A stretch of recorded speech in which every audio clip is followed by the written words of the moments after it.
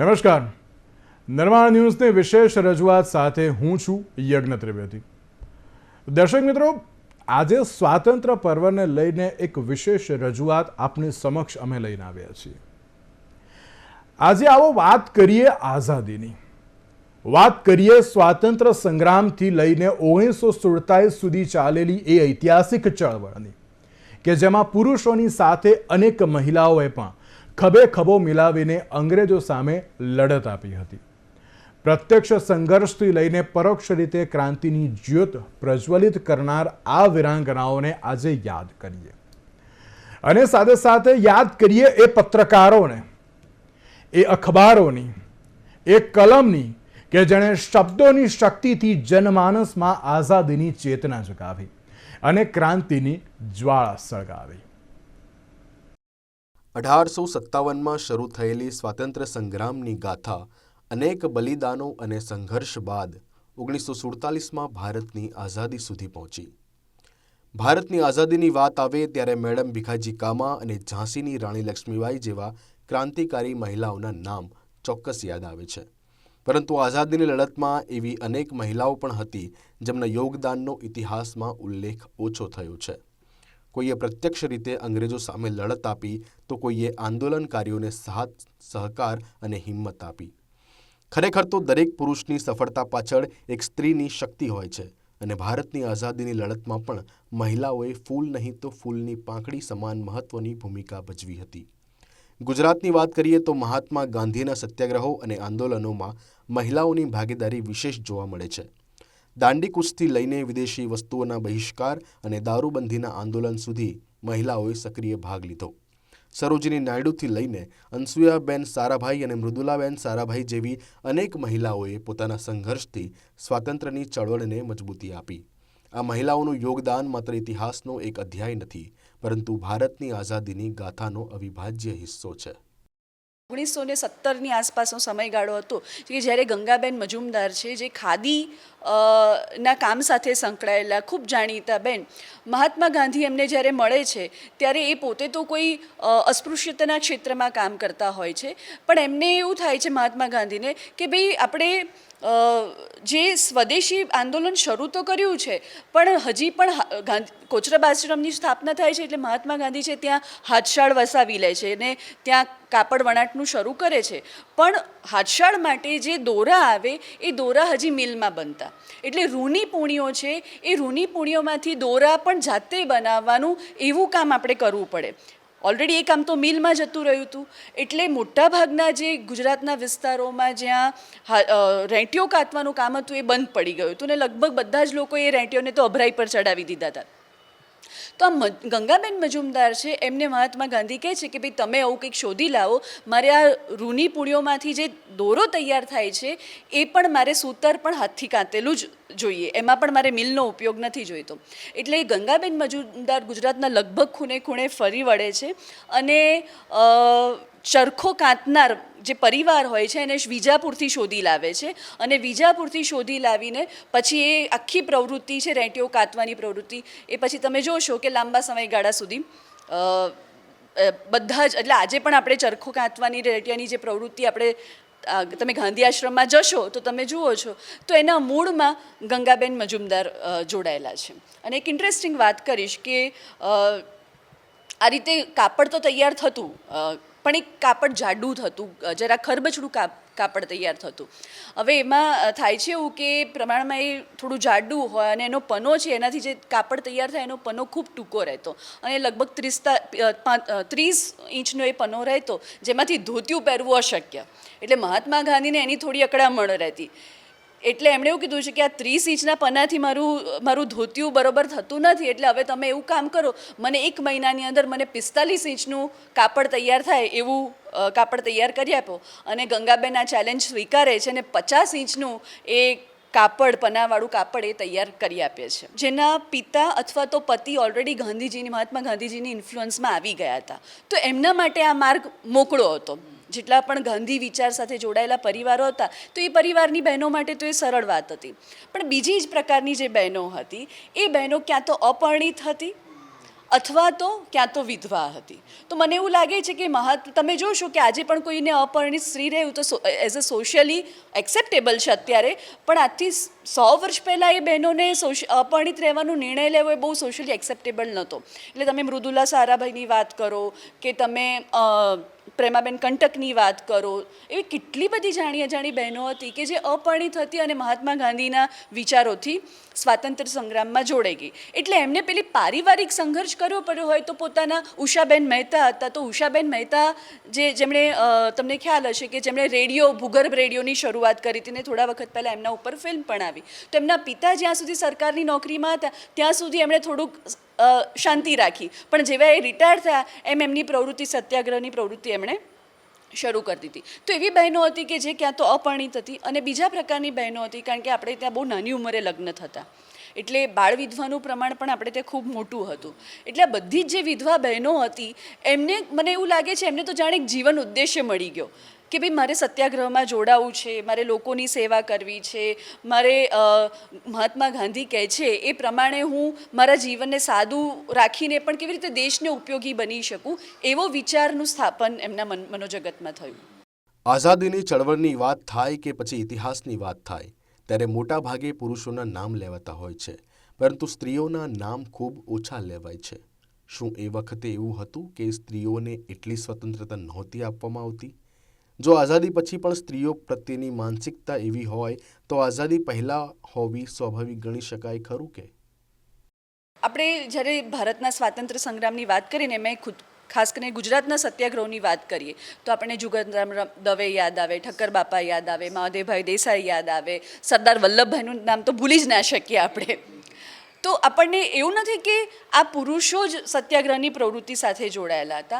એમની સાથે આ સત્યાગ્રહની પ્રવૃત્તિમાં કેટલી બધી બહેનો હતી જે નામી અનામી, જાણીતી અજાણી, સામાન્ય પરિવારમાંથી આવતી હોય, જે સત્યાગ્રહની, જ્યાં ખેડા સત્યાગ્રહ થયો કે બારડોલી સત્યાગ્રહ થયો કે દાંડી કૂચ થઈ, આ દરેક જગ્યાએ બહેનોનું પ્રતિનિધિત્વ હતું. પણ જે સીધી રીતે ઇનફ્રન્ટ જેમનું નામ આવવું જોઈએ એવું આપણે ત્યાં ઓછું બન્યું છે. પણ એનો મતલબ એ નથી કે બહેનોનું પાર્ટિસિપેશન નહોતું, કારણ કે લખાયું છે કોના વિશે? જે લોકો જાણીતા હતા એમના વિશે ખૂબ લખાયું, એમણે ખૂબ લખ્યું. બહેનો તો આપણે ત્યાં પોતાના વિશે લખવાની વાત જ, શારદાબહેને આપણે ત્યાં સૌથી પહેલી સ્ત્રી આત્મકથા લખી, રાઈટ? તો આ બધી બહેનો તો હજી જે પહેલી ગ્રેજ્યુએટ છે, કદાચ એણે ગુજરાતમાં પહેલી આપણે ત્યાં આત્મકથા લખી, તો બીજી બધી તો કેટલી અજાણી બહેનો છે, એમના વિશે કોણ લખવાનું? હા, પણ મને આનંદ થાય છે કે ઇતિહાસકારો છે કે ઘણા બધા જાણીતા લોકોએ આ ક્ષેત્રમાં થોડા વર્ષોમાં કામ કર્યું છે અને એ બધાના નામ ઇતિહાસમાં ભૂસાઈ જતાં હવે અટક્યા છે. તમે જોશો કે મહાત્મા ગાંધીએ છે ને આ રાજકીય પ્રવૃત્તિ મહિલાઓ પાસે શરૂ કરાવીને એના પહેલાં સામાજિક સુધારણાની વાત કરી. એટલે સામાજિક સુધારણાની વાત કરી એટલે એમાં તમે જોશો શ્રીમંત પરિવારની પણ દીકરીઓ હતી, મૃદુલા સારાભાઈ છે કે મીઠુબેન પીટીટનું પણ મેં તમને ઉદાહરણ આપ્યું. તો આ બધા એવા પરિવારની દીકરીઓ હતી કે જે ખૂબ ગર્ભ શ્રીમંત પરિવારમાંથી આવતી હતી ગુજરાતના. એ લોકો પણ સાદી જીવન સ્વીકારતા થયા. બીજા કે જે શૈક્ષણિક પરિવારમાંથી આવતી, સરદાર વલ્લભભાઈ પટેલ છે કે એ બધા એવા પરિવારો હતા કે જે શિક્ષણ સાથે જોડાયેલા હતા. તો એક શિક્ષિત બહેનો પણ હતી એની સાથે, અને ગામડાની અભણ બહેન પણ હતી કે જેને લખતા વાંચતા પણ ના લાવ્યું હોય. આ ગામડાની બહેન હતી, શહેરની બહેન હતી, ભણેલી હતી, પૈસાવાળા વર્ગની હતી, આ બધી જ બહેનોને મહાત્મા ગાંધીએ પહેલાં તો એક સ્થળે લાવીને મૂકી દીધી કે જે સ્વાતંત્ર્ય આંદોલન માટે લડત આપી રહી છે, નહીં કે પોતાના જ્ઞાતિ જાતિના જે ભેદભાવ છે કે પોતે કયા વર્ગમાંથી આવે છે, કયા પ્રકારના સામાજિક બેકગ્રાઉન્ડમાંથી આવે છે, એનું એમણે મૂલ્ય છે ગૌણ કરી દીધું હતું. એટલે એ મહત્ત્વનું ન રહ્યું. અને બીજું મેં તમને કીધું કે આ જે ઘરેણાની વાત છે, મને એવું લાગે છે કે મહાત્મા ગાંધીએ છે ને એ સમયની બહેનોને જે પણ આ એમના વિચારોમાં ઇન્ફ્લુઅન્સ પામી એ બધાને ઘરેણાના મોંમાંથી મુક્ત કરી દીધી, જે કદાચ સ્ત્રીઓ માટે ખૂબ મુશ્કેલ હતું. અને સત્યાગ્રહના પ્રચાર માટે અથવા તો જ્યારે પણ મહાત્મા ગાંધીએ સભાઓ ભરી, એ સભાઓમાં એમણે કહેતા કે ભાઈ મારે આ સત્યાગ્રહમાં માટે જે નાણાં પૈસાની જરૂર છે એના માટે તો જનસમૂહ પર જ આધારિત હતા. તો પૈસા તો માત્ર કોની પાસે મૂડી રહેતી? જે પુરુષ વર્ગ હોય. બહેનો તો કમાવા જતી નથી. તો બહેનો પાસે એકમાત્ર સાધન શું હતું પોતાના તરફથી આપવા માટેનું? What they can offer. તો એ બધી જ બહેનો, કેટલી બધી બહેનો પોતાના ઘરેણાં છે એ ત્યાં જોડીમાં આપી દેતી. તો આટલું નિખાલસપણે બહેનો પાસે બધી એમના મોહમાંથી મુક્ત કરાવી શક્યા હોય તો એ મહાત્મા ગાંધી કરાવી શક્યા હતા. આઝાદીના ચળવળમાં મહિલાઓના સહકાર વિશે વાત કરી, પરંતુ હવે મહિલાઓના એ પ્રસંગો વિશે વાત કરીએ કે જેમણે ખરેખર આઝાદી વખતે દરેક મહિલાઓ માટે એક ઉદાહરણ પૂરું પાડ્યું. એ છે કે મહાત્મા ગાંધી જ્યારે 1915માં આવ્યા અને કોચરબ આશ્રમની શરૂઆત કરી, ત્યારથી કોઈ બહેન પરિચયમાં આવ્યા હોય મહાત્મા ગાંધીના તો એ શારદાબેન મહેતા. પણ શારદાબેનની આપણે ઓળખ શું જોઈએ છે તો કે ભાઈ એમણે સ્ત્રી શિક્ષણના ક્ષેત્રે કામ કર્યું, સામાજિક સુધારણાના ક્ષેત્રે કામ કર્યું, રાઈટ. પણ એ સિવાય પણ શારદાબેન મહેતાએ સત્યાગ્રહમાં, અમદાવાદમાં ચાલતી જેટલી પણ સત્યાગ્રહની પ્રવૃત્તિઓ હતી 1930 પછીના ગાળામાં, કે અમદાવાદમાં શહેરમાં પિકેટિંગનું કામ કરવાનું હોય તો એમાં પણ જોડાયા હતા. એ સાથે માણસાના પણ સત્યાગ્રહ થયા હતા અને માણસા સત્યાગ્રહમાં ખૂબ હિંસા થઈ હતી. તો હિંસામાં આંખે દેખ્યો અહેવાલ છે એની નોટ્સ બનાવી, એનો અહેવાલ પણ એમણે તૈયાર કરેલો ને જે ખૂબ ઉત્તમ કામ હતું કે શું થયું હતું ત્યાં એકચ્યુઅલ. તો આ બધી બહેનો છે સત્યાગ્રહનો ભાગ હતી, રાજકીય પ્રવૃત્તિઓનો ભાગ હતી. તો એ એમની જેટલી સામાજિક સુધારક તરીકે અથવા તો ગુજરાતના શૈક્ષણિક ક્ષેત્રમાં જેટલી નોંધ લેવાઈ છે એટલું એમના ગાંધીજી સાથે જોડાયેલા સત્યાગ્રહના કામની નોંધ ઓછી લેવાય છે અથવા નથી પૂરતી લેવાય. એમના કામને આપણે ખાલી સરદારશ્રીના પુત્રી તરીકે જોઈ રહ્યા છે, પણ મણિબેન એવા વ્યક્તિ છે કે એમણે મુંબઈ અને ગુજરાતની તમામ જેલો જોઈ ચૂક્યા છે. જેટલી પણ સત્યાગ્રહમાં હતી મણિબેન અને એની સાથે જોડાયેલા જેટલી પણ આ બધી બહેનો હતી જે અલગ અલગ પ્રકારના કામ કરતી હતી, પિકેટિંગ કામ કરવા માટે જતી હતી, એ બધી બહેનોને ક્યારેક ને ક્યારેક જેલમાં જવું પડ્યું છે. લાંબો સમય, ઓછો સમય. ઉષાબેન મહેતા, કેટલી બધી બહેનો ગઈ હતી. પણ મણિબેન તો એક એવા વ્યક્તિ છે કે જેમણે લગભગ ગુજરાત અને મુંબઈની બધી જ જેલો ફરી ચૂક્યા છે. એટલો લાંબા સમયગાળા સુધી એ જેલમાં, કસ્તુરબાનું તો નામ હોય જ, પણ મણિબેનની મારે ખાસ વિશેષ વાત કરવી છે. હવે આ જે મણિબેન છે એ જેલમાં રહેતા આટલા બધા સમય તો કેવી રીતે રહેતા? તો એક વખત એક જેલવાસ દરમિયાન જેલમાં કોલેરા ફાટી નીકળે છે. એ વખતે કોલેરાનો રોગ ખૂબ આવતો, એનો વાવડ ખૂબ રહેતા, અને કોલેરામાં જ્યારે કોઈ વ્યક્તિ સપડાય ત્યારે એ જલ્દી મૃત્યુ થવાની શક્યતાઓ વધારે રહેતી. તો એવા સમયે જે જેલમાં બહેનો મરી જતી, પહેલાં તો જ્યારે કોઈને કોલેરા થાય ત્યારે એની સાર સંભાળ રાખવાનું કામ આ મણિબેને કર્યું હતું એ જેલમાં, એ જ્યારે રહ્યા હતા ત્યાં. અને પછી આ બહેનો જ્યારે એ સારવાર દરમિયાન અવસાન પામે તો એ બહેનોને સાફ કરવાની, એમના, કારણ કે કોલેરાના જે જંતુઓ છે એ મુક્ત કરવાની જરૂર હોય ત્યારે એ જગ્યાને સાફ કરવી પડે, એ બહેનોના કપડાને બાળી નાખવા પડે, એમને બહેનો જે અવસાન પામી છે એમને સ્વચ્છ કપડાં પહેરાવીને પછી એમનું જે પણ વિધિ કરવાની એ બધા કામમાં આ મણિબેન રહેતા. અને એક બીજો એક પ્રસંગ છે કે જ્યારે પહેલી નવી કોઈ નાની ઉંમરની, કારણ કે અલગ અલગ ઉંમરની બહુ બધી છોકરીઓ જેલવાસમાં આવતી, તો કોઈ છોકરી આવી હોય ને જેલનું જમવાનું ના પાડે કે ભાઈ હું આ તો જમવાનું નહીં જ જમી શકું, ત્યારે મણિબેન ટકોર પણ કરતા કે ભાઈ તારાથી આટલું જમવાનું નથી, જીભનો સ્વાદ નથી છૂટતો તો તું દેશ માટે કેમ નહીં લડીશ? એટલે ટકોરથી એ બીજી બહેનો જે આવે છે એમને તૈયાર કરતા કે આપણે કેટલા મોટા કામ માટે આ જેલમાં આવ્યા છે, તો આપણે આપણી જે નાના જે સેક્રિફાઈસ છે એનું કોઈ મહત્વ જ નથી એમ. આઝાદીની લડતમાં કાર્યરત મહિલાઓ વિશે તો આપણે વાત કરી, પરંતુ આઝાદીની લડતમાં ક્રાંતિની જ્યોતિ માત્ર મેદાનમાં જ નહીં પરંતુ અખબારોના પાનાઓ પર પણ પ્રજ્વલિત થઈ હતી. પત્રકારો અને સમાચાર પત્રોએ અંગ્રેજોની દમનકારી નીતિઓ સામે અવાજ ઉઠાવીને લોકોમાં રાષ્ટ્રભાવના જગાવી. શહેરોથી લઈને ગામડા સુધી અખબારોના માધ્યમથી સ્વરાજ, સ્વદેશી અને આઝાદીના વિચારો લોકોના માનસ સુધી પહોંચ્યા. કલમને હથિયાર બનાવી અનેક પત્રકારોએ બ્રિટિશ શાસન સામે લડત ચલાવી. પ્રતિબંધો, ધરપકડો અને દમન છતાં આ અખબારો અટક્યા નહીં. તેમની કલમે સામાન્ય ભારતીયને પણ આઝાદીની ચળવળ સાથે જોડ્યો અને સ્વતંત્રતાની ચળવળને જન આંદોલન બનાવવામાં મહત્વની ભૂમિકા ભજવી. ગુજરાતમાં મીડિયાના રોલની વાત કરીએ તો સૌથી અગત્યનો રોલ મીડિયાનો કહી શકાય. મીડિયા એટલે એ વખતે માત્ર અખબારો હતા, ટેલિવિઝન તો હતું જ નહીં, રેડિયો હતું પણ બધા સુધી એની પહોંચ નહોતી, અને અન્ય માધ્યમો પણ કોઈ નહોતા જે આજે આપણી પાસે છે. મહત્ત્વપૂર્ણ એટલા માટે કે ગાંધીજીએ અહીંયાથી જ, આપણા અમદાવાદથી જ આઝાદીની લડત માટે જ એક સંદેશવાહક તરીકે પોતાનું નવજીવન સામયિક શરૂ કર્યું, જે એક પ્રમુખ અખબાર છે કહી શકાય અઠવાડિક આઝાદીના આંદોલનમાં. નવજીવનની સાથે સાથે ગાંધીજીએ હરિજન અને યંગ ઇન્ડિયા પણ શરૂ કર્યું. એટલે ગાંધીજીના જ મુખ્ય 3 અખબાર કહી શકાય, જે આઝાદીના આંદોલનમાં એક અગત્યના માધ્યમની ભૂમિકાની તમે વાત કરો તો. ગાંધીજી ઉપરાંત પણ ઘણા એવા અખબારો ગુજરાતમાં હતા, જેમાંના ઘણા આજે પણ છે. જેમ કે ગુજરાત સમાચાર 1932માં શરૂ થયું, સંદેશ જે આજે છે 1923માં શરૂ થયું, અને એ ઉપરાંત મુંબઈ સમાચાર સૌથી જૂનામાં જૂનું એશિયાનું છાપું એ પણ હતું, અને જન્મભૂમિ મુંબઈનું, જે તો ખાસ આ આંદોલન માટે જ શરૂ થયેલું. આ આંદોલન અંગ્રેજો સામેના આંદોલન માટે, અને રજવાડાઓના જે એ વખતે અમાનુષિક ત્રાસ હતા એની સામે પણ લડવા માટે. ગુજરાત પોતે બોમ્બે સ્ટેટનો ભાગ હતું એ વખતે, એટલે મુંબઈના અખબારો પણ અહીંના જ કહી શકાય. દક્ષિણ ગુજરાતનું ગુજરાત મિત્ર પણ એ રીતે જૂનું છાપું હતું, જે આઝાદીના આંદોલનનું એક લડવાયું હતું. અને સૌરાષ્ટ્રની વાત કરીએ તો જન્મભૂમિ જે મુંબઈમાં શરૂ થયું એ ગ્રુપનું જ ફૂલછાપ જે અત્યારે છે એ, અને એની પહેલાંનું જે સૌરાષ્ટ્ર છાપા હતા એ. એટલે આ બધા છાપા એ બધા એ વખતે અખબારની આપણે વાત કરીએ, પત્રકારોની વાત કરીએ તો એક મિશન તરીકે કામ કરતા હતા, અને એનું મિશન એકમાત્ર હતું આઝાદી. અને એ લોકોની ભૂમિકાની એ વખતના તમે પાના ઉથલાવીને જુઓ, જે એનું રિપોર્ટિંગ જુઓ, ખાસ કરીને સૌથી અગત્યની ભૂમિકા ગુજરાત સમાચાર જેમાંથી બન્યું એ પ્રજાબંધુ અખબારની.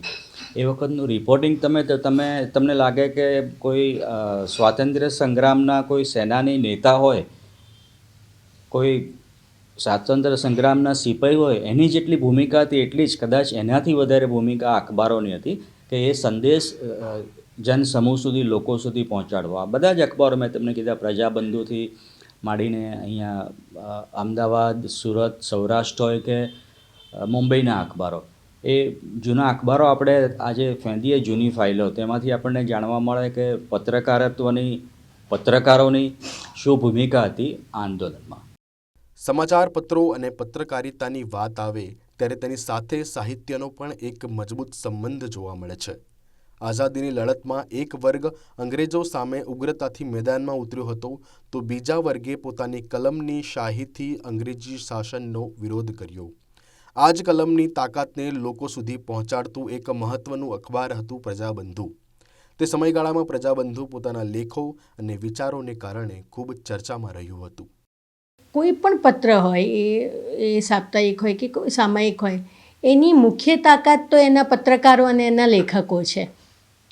પ્રજાબંધુને શરૂઆતમાં બહુ સરસ લેખકો અને પત્રકારો મળે. તંત્રીઓ તો સંચાલનનું કામ સંભાળે, પણ એક હતા એમાં જેનું નામ બહુ જાણીતું નથી, એ અંબાલાલ સાકરલાલ દેસાઈ.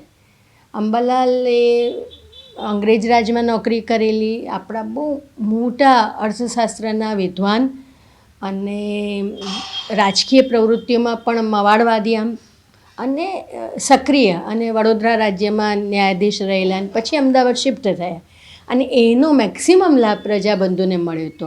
અને એને કારણે તમે ગાંધીજીના આગમન પહેલાં પ્રજાબંધુના અંકો જુઓ તો તમને ખબર પડે કે આર્થિક બાબતોમાં જે અંગ્રેજી શાસન આપણું શોષણ કરી રહ્યું છે, એ વાત ખરેખર તો દાદાભાઈ નવરોજીએ પાછળથી કીધેલી, અને એને એક નવું નામ આપવામાં આવેલું ડ્રેન થિયરી.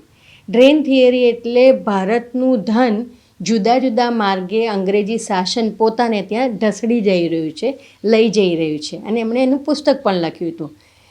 આ થિયરીવાળી વાત છે એ અંબાલાલ સાકરલાલ દેસાઈએ પોતાના લેખો દ્વારા બહુ પહેલેથી પ્રજાબંધુના જુદા જુદા અંકોમાં લખેલી આપણને જોવા મળે છે, કે આટલો ખર્ચો એમણે સૈન્યમાં કર્યો, આટલો ખર્ચો એમણે જુદા જુદા પગારોમાં કર્યો, આ ખોટો ખર્ચો છે, અર્થતંત્રમાં આ ફેરફારો થવા જોઈએ, સ્વદેશી ઉદ્યોગો વધવા જોઈએ. એટલે આર્થિક બાબતો ઉપર અમદાવાદ તો ગુજરાતની રાજધાની, અને ગુજરાત તો એની વેપારી પ્રવૃત્તિઓ અને સંસ્કૃતિઓ માટે જાણીતું. એ આખી વસ્તુ એ પ્રતિબિંબિત એ પ્રજાબંધુમાં બહુ સરસ રીતે થાય છે, અને એમાં અંબાલાલ સાકરલાલ દેસાઈનો બહુ મોટો ફાળો. કોંગ્રેસના 2 ભાગ પડી ગયા 1907માં, મવાડવાદી અને જહાલવાદી. એટલે એક બાજુ તિલક અને બીજા લોકો હતા, જે લોકો જહાલવાદી હતા, ઉગ્ર મત ધરાવતા હતા, અને બીજા મવાડવાદી હતા, ફિરોઝશાહ મહેતા અને ગોપાલકૃષ્ણ ગોખલેને લોકો. પ્રજાબંધુ છે એ મવાડવાદી છે. અંબાલાલ સાકરલાલ દેસાઈ પોતે પણ મવાડવાદી, એટલે સ્વાભાવિક રીતે એમનો પડઘો પ્રજાબંધુમાં પડવાનો જ છે. પણ તમે જુઓ કે 2 વિચારધારાઓ છે એમની, અને પોતે સ્પષ્ટપણે એક જ વિચારધારાને વળગેલા છે, પણ છેકથી છેક સુધી તિલકના બધા જ સમાચારો, એ જેલમાં ગયા ત્યારના એમનો મત શું હતો એ પ્રજાબંધુમાં નિયમિત રીતે આવે. એવું નથી કે અમે માવડવાદી પરંપરાને નીતિને વરેલા છે એટલે જહાલોના કોઈ સમાચાર જ ના આપીએ. એ ટીકા કરે તો તંત્રી લેખમાં કરે. મને આ વાત એટલી ગમે છે પ્રજાબંધુની કે જે વિશ્લેષણ કરે છે, પોતે જે નીતિઓને વરેલું છે એ નીતિઓની વાત એ કરે છે, એ તંત્રી લેખમાં કરે છે, પહેલાં પાને કરે છે. પણ પાછળ એક આખો વિભાગ છે જેમાં જુદા જુદા વિરુદ્ધ મત ધરાવનારી જે વ્યક્તિઓ છે એમના મતોને પણ એટલું જ સ્થાન પ્રજાબંધુના પાના ઉપર આપવામાં આવે છે. ગુજરાતની વાત આવે એટલે સહજ રીતે સૌરાષ્ટ્ર અને સૌરાષ્ટ્રની રસધારની વાત થાય, જેને ઝવેરચંદ મેઘાણીએ પોતાની કલમથી અમર બનાવી. પરંતુ મેઘાણી માત્ર સાહિત્યકાર નહોતા, તેઓ એ સમયના જાગૃત અને નીડર પત્રકાર પણ હતા. તેમની કલમે સાહિત્યની સાથે સમાજમાં જાગૃતિ અને રાષ્ટ્રભાવનાની જ્યોત પ્રગટાવવાનું કાર્ય કર્યું. તેમણે શરૂ કરેલું ફૂલછાપ આજે પણ તેમની પત્રકારત્વની પરંપરાની સાક્ષી બનીને જીવંત છે. તો બીજી તરફ સૌરાષ્ટ્ર સાપ્તાહિક જેવા અખબારોએ પણ સૌરાષ્ટ્રના ખૂણે ખૂણે ક્રાંતિનો વિચાર પહોંચાડવામાં મહત્વની ભૂમિકા ભજવી.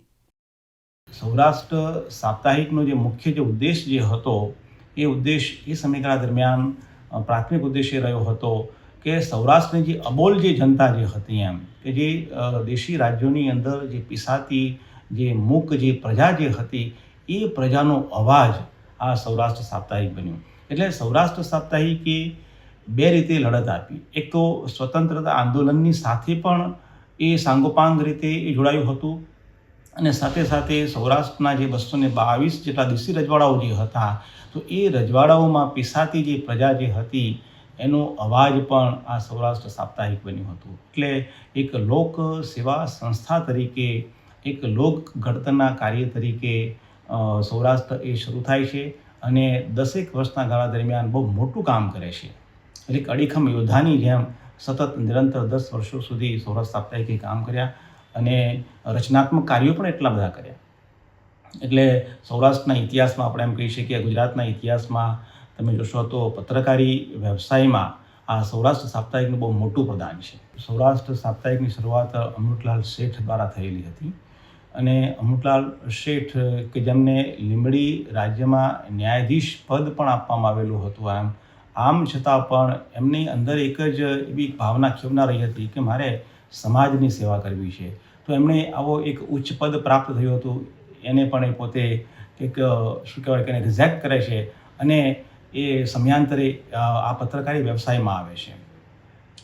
પોતે ખૂબ જ એક યોદ્ધા સમાન એ વ્યક્તિ હતા અને હીરા પારખું એમની નજર પણ હતી. તો એમણે સમયાંતરે પોતાના કાર્યાલયમાં, એટલે કે રાણપુર ખાતેનું જે સૌરાષ્ટ્ર આશ્રમનું જે કાર્યાલય જે હતું એમાં એમણે ધીરે ધીરે આવા જે વીરબંકાઓ જે હતા કે યુવાન જે પત્રકારો જે હતા એ બધાને જોડ્યા. અને એમાં કકલભાઈ કોઠારી છે, ભીમજીભાઈ સુશીલ છે, ઝવેરચંદ મેઘાણી છે, હરગોવિંદ પંડ્યા છે.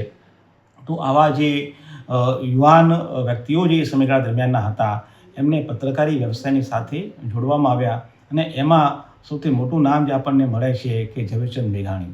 1922માં ઝવેરચંદ મેઘાણી સૌરાષ્ટ્ર સાપ્તાહિકની સાથે જોડાય છે, અને એક નવો અધ્યાય જે છે એ સૌરાષ્ટ્ર અને ગુજરાતના ઇતિહાસમાં થાય છે. એક પત્રકાર અને સાહિત્યકારનો સમન્વય આપણને ઝવેરચંદ મેઘાણીના જીવનમાં જોવા મળે છે. અને આ બધા જે યુવા પત્રકારોની જે ટીમ જે હતી એમણે સાથે મળીને સૌરાષ્ટ્રની અબોલ જનતાની વહારે પણ આવ્યા, અને સાથે સાથે રાષ્ટ્રની આઝાદીમાં પણ એમણે પોતાનું યોગદાન આપ્યું હતું. સૌરાષ્ટ્રમાં સૌરાષ્ટ્ર સાપ્તાહિક છે, એ પછી તમે જોશો તો વંદે માતરમ નામનું જે અખબાર જે હતું એ શામળદાસ ગાંધી ચલાવતા, અને એની શરૂઆત પણ મુંબઈથી થઈ હતી. અને આ શામળદાસ ગાંધી જે છે કે જેમણે આરજી હુકુમતના પોતે પ્રધાન પણ એના મુખિયા પણ એ પોતે બનેલા. તો એક પત્રકાર જે છે એ સમય આવે ત્યારે રાષ્ટ્રની આઝાદી માટે એ પોતાનું સર્વસ્વ હોમવા માટે તૈયાર થાય છે. તો એ વંદે માતરમ નામનું અખબારના પોતે તંત્રી હતા, અને જ્યારે એમણે એનો 1941માં પહેલો અંક જ્યારે બહાર પાડ્યો તો એ અંક જે છે એ 56 પાનાનો અંક હતો, અને એ અંકની અંદર એમણે સ્વદેશીનો ઉદ્દેશ શું છે, રાષ્ટ્રની આઝાદી માટે આપણે શું કરવું જોઈએ, તો આટલો મોટો દળદાર જે એનો પહેલો અંક જે છે એમને બહાર પાડ્યો હતો. અને જ્યારે ભારતની આઝાદી જ્યારે પ્રાપ્ત થઈ ત્યારે જુનાગઢ જે છે એ જુનાગઢ રાજ્યનો પ્રશ્ન ઉપસ્થિત થયેલો હતો અને ત્યાંના જે નવાબ જે હતા એ પાકિસ્તાન સાથે ભળવા માંગતા હતા. તો ત્યારે વંદે માતરમના કાર્યાલયમાં અમૃતલાલ શેઠ છે, પછી શામળદાસ ગાંધી છે અને બીજા સૌરાષ્ટ્રના અન્ય જે નેતાઓ જે હતા એ નેતાઓની આખી ટીમ મળી અને ત્યાં મળીને આરજી હકુમતની સ્થાપના કરવામાં આવે છે. તો વંદે માતરમના કાર્યાલયમાં આરજી હકુમતની અર્થાત કે જૂનાગઢને સ્વતંત્ર બનાવવાની આખી જે વિભાવના જે છે એનો જન્મ જે છે એ વંદે માતરમના કાર્યાલયમાં સ્થાપિત થાય છે. આઝાદીની આ લડત માત્ર પુરુષોની તલવારથી નહીં, મહિલાઓની હિંમત અને પત્રકારોની કલમથી પણ લડાઈ હતી. કારણ કે જંગ માત્ર મેદાનમાં નહીં, લોકોના મનમાં પણ જીતવી પડે છે. અને આ જાગેલી ચેતનાએ આખરે ભારતને આઝાદી અપાવી. આઝાદી માત્ર તલવાર અને સંઘર્ષની નથી મળી, તેની પાછળ મહિલાઓની હિંમત, પત્રકારોની કલમની પણ એટલી જ મોટી ભૂમિકા હતી. આવો આઝાદીના એ અનામી અને અવિસ્મરણીય નાયકોને યાદ રાખીએ અને તેમની ગાથા નવી પેઢી સુધી પણ પહોંચાડીએ અને નવી પેઢીને પણ તમામ સ્વાતંત્ર્ય પર્વને લગતા ઇતિહાસને પહોંચાડીએ. દર્શક મિત્રો, આવા જ વિશેષ રજૂઆતો સાથે નિર્માણ ન્યૂઝ આપને અવગત તો કરાવતું રહેશે અને સાથે સાથે તમામ બાબતો આપણા સુધી પહોંચાડતું પણ રહેશે. તેની સાથે આજના વિશેષ કાર્યક્રમમાં મને આપશો રજા. નમસ્કાર, જય હિન્દ, જય ભારત.